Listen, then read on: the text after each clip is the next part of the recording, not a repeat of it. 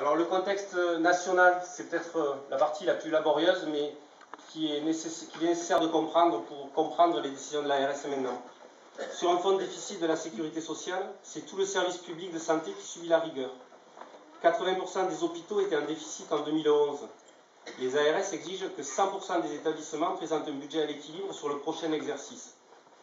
Depuis quelques années, la T2A, la tarification à l'activité, a remplacé le budget global, qui allouait une enveloppe budgétaire à un établissement pour lui permettre de garantir une certaine offre de soins. Aujourd'hui, le budget repose tout entier sur les recettes prévisionnelles liées à l'activité. Vous avez entendu parler des problèmes de démographie médicale. C'est encore plus compliqué pour les médecins spécialistes et chirurgiens que pour les généralistes.